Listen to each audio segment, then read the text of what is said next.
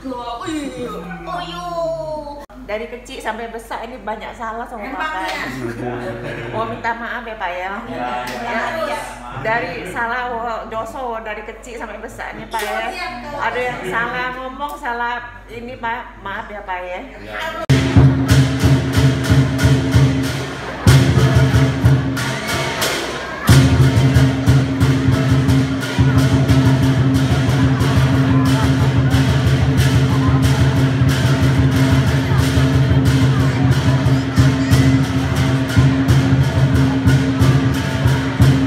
Yang lancar terus berkembang ya, sing loh. Oke. Nah, berikutnya akan sumbit masing-masing. Semuanya sumbit. Angkat bersama-sama.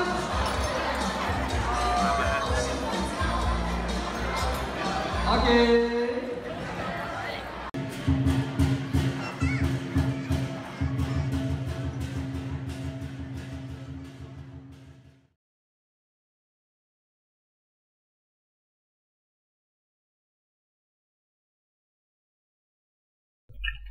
Halo, ketemu lagi dengan Rojali kali ini.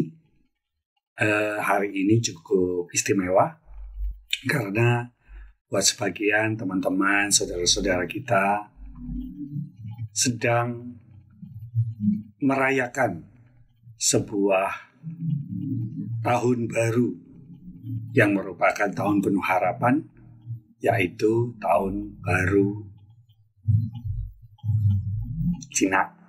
Aku ngomong Cinanya, tahun baru Tionghoa, tahun baru Imlek, gitu ya kata-kata. Gong Xi Fa Cai, gitu ya kata orang ya. Biasanya budaya penyambutan tahun baru Tionghoa atau Imlek ini gegap-gebetnya oleh dua hal. Satu tentu saja barongsai, kedua pastinya adalah angpao. Angpao ini adalah sebuah tradisi berbagi-bagi kebahagiaan dengan memberikan amplop merah yang isinya tentu saja duit gitu ya. Dan ini sangat menyenangkan sekali buat sebagian orang. Nah, memang dalam perayaan Imlek ini memang sangat menyenangkan dan seru sekali, apalagi sebelum pandemi ya. Kenapa? Karena Rojali sendiri kebetulan Indonesia banget. Jadi Rojali menikah dengan seorang wanita Tionghoa. Jadi kebangsaan dan tradisinya cukup kental banget. Tetapi juga yang mengagumkan adalah dari mertua, adik-adik, kakak ipar, gitu ya. Semuanya memiliki sebuah pemikiran yang sangat terbuka, sehingga tidak ada saling merendahkan satu sama lain, malah saling menghormati satu sama lain. Kepada ibu bapak Rojali juga demikian, hubungannya cukup baik dan ini yang luar biasa sekali yang membuktikan bahwa Indonesia itu ada tanpa membeda-bedakan suku, bangsa, ras, dan agama. Nah, inilah satu contoh juga yang menjadikan Rojali sedikit banyak memahami tentang tahun baru Imlek itu. Nah, selain barongsai dan angpao tentu saja, tahun baru Imlek yang akan jatuh pada Selasa 1 Februari tahun 2022 memiliki simbol macan air. Ada dua unsur yang menjadi satu dalam Imlek 2573 ini, yaitu macan dan air. Kalau mengutip dari sebuah artikel, tahun macan air bermakna keberanian. Macan dikenal karena kekuatan dan kemampuan untuk melakukan segala sesuatu dalam skala yang kuat dan besar. Tahun macan juga identik dengan perubahan. Nah, berani terhadap apa?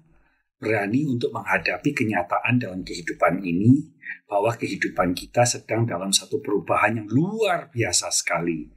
Dengan diawali dengan pandemi itu, walaupun pada faktanya sebenarnya tidak diawali dengan itu, bahwa perubahan ini diawali dari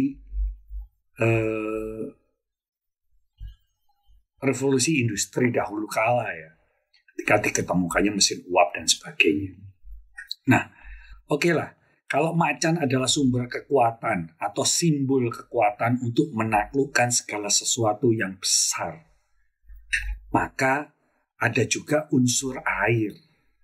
Unsur air berarti kepekaan, kreativitas, dan keterbukaan terhadap perubahan. Jadi di sini sangat tepat sekali gitu ya. Air juga merupakan kekuatan alam.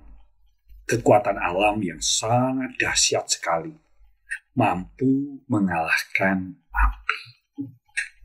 Dan juga menyesuaikan diri dengan lingkungan. Jadi kalau misalnya belok kiri, dia akan mengikutinya. Begitulah. Jadi dia menyesuaikan diri dengan lingkungan. Macan air, dari filosofinya, sangat tepat sekali sebetulnya di tahun yang masih dalam kondisi pandemi ini. Satu sisi berani terhadap sebuah harapan. Sebab tanpa harapan, maka kita tidak akan dapat bertahan untuk melanjutkan kehidupan dengan perubahan-perubahan yang tidak kita sangka. Perubahan dari budaya, perubahan dari moralitas dan etika, perubahan generasi, perubahan ilmu pengetahuan, perubahan pekerjaan, dan banyak lagi yang akan menyusul yang kalau kita tidak siap, tidak berani seperti macan dengan kekuatan yang besar yang bersama-sama, kalau tidak bisa sendiri, maka kita akan gagal. Nah, air menyimbolkan penyesuaian diri terhadap lingkungan. Jadi kalau kita tidak dapat menyesuaikan diri dengan kondisi yang berlaku, maka kita juga akan habis. Memang dalam tengah-tengah perubahan ini, banyak orang yang akan merasa sangat menderita dan merasa jadi korban. Setiap perubahan tentu akan makan korban. Ada yang suka, ada yang tidak suka. Ada yang makin kaya, ada yang hancur dalam kemiskinan. Tapi inilah yang harus kita hadapi. Kalau dalam konteks karyawan, cerita kantoran, seperti yang Rojali ceritakan kemarin-kemarin, maka ada juga perubahan yang tidak hanya diawali oleh level bawahan, tapi harus dimulai dari level atas. Kenapa? Karena perubahan ini pasti membutuhkan sebuah strategi agar kita dapat bertahan, perusahaan tersebut dapat bertahan lebih produktif, dan karyawannya juga produktif, sehingga keberanian untuk membuat strategi ini dan menghadapi tantangan serta menyesuaikan dengan kondisi adalah hal yang wajib dihadapi dalam zaman kini. Jangan sampai kalau sebelumnya ada hak cuti, kemudian hak cuti itu tidak diberikan, tetapi dipotong dari gaji. Kan sama aja gitu. Kalau dipotong gaji, masa iya dipotong cuti? Kalau sudah dipotong gaji, kan nggak dipotong cutinya. Karena apa? Karena nggak mungkin dua-duanya dipotong. Nah, tapi masih terjadi hal demikian yang menyebabkan kekecewaan. Di kantor temen gue tuh, bahkan hari ini banyak yang nangis gitu. Karena merasa kok tega banget ya si bos ya. Kayak begini, cuti nggak diberi, sisa cuti nggak diberi, gaji dipotong. Sementara mereka dalam menghadapi kebutuhan hidup terus terang tadi, katanya sudah gak sanggup kalau seperti ini. Tetapi Rojali senang gitu dengan adanya filosofi tahun baru Imlek ini, walaupun Rojali orang pribumi asli ya. Artinya filosofi itu bermakna baik buat kita semua, bahwa harus ada keberanian dan juga ada kemampuan untuk menyesuaikan diri terhadap lingkungan. Kenapa? Keberanian dan kekuatan yang dimiliki tetapi tidak menyesuaikan diri dengan lingkungan akan mengakibatkan apa? Akan mengakibatkan bahwa keberanian dan kekuatan yang dimiliki itu akan hancur juga oleh lingkungan. Kenapa lingkungan? Karena lingkungan adalah mikrokosmos dari semesta ini. Semesta memiliki sebuah pengaruh besar dalam kehidupan dan pastinya bukan untuk kalah-kalahan, tapi adalah untuk disesuaikan.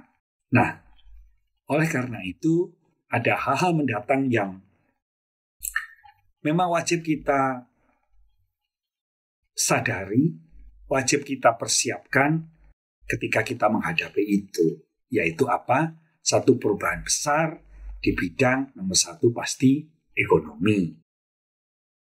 Rujukannya antara lain atau wujudnya manifestasinya adalah perdagangan.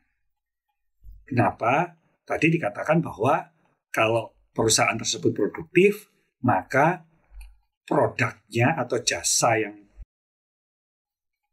tumbuh akan dapat diperdagangkan dengan positif yang mengakibatkan ekonomi yang lebih positif. Sebab kalau tidak akan terjadi faktor ketiga.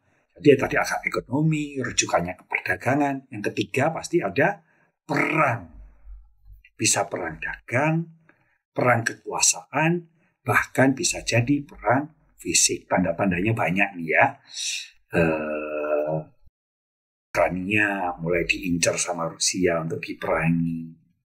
Laut Cina Selatan, gontok-gontokan. Tujuannya apa? Ya mungkin perdagangan dan ekonomi gitu. Tetapi ada faktor keempat juga.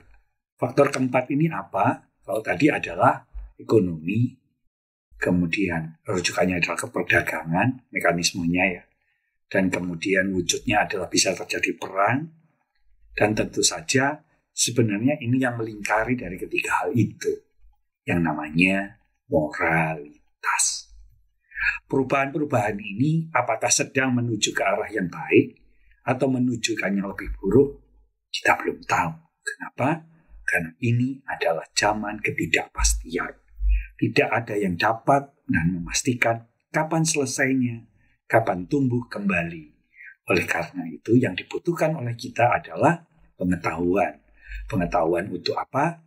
Supaya kita dapat menyesuaikan diri dengan lingkungan atau situasi dengan apa yang kita ketahui. Untuk sementara, sampai di sini dulu. Kalau ada masukan, ada kesalahan, mohon diingatkan agar channel Ojihan Jali dapat memberikan masukan-masukan yang baik, dapat memberikan sharing-sharing yang positif, yang merupakan refleksi dari kehidupan kita sebagai orang biasa, yang bukan selebritis, bukan public figure, apalagi motivator. Sampai di sini dulu. Jangan lupa subscribe. Salam Rajali.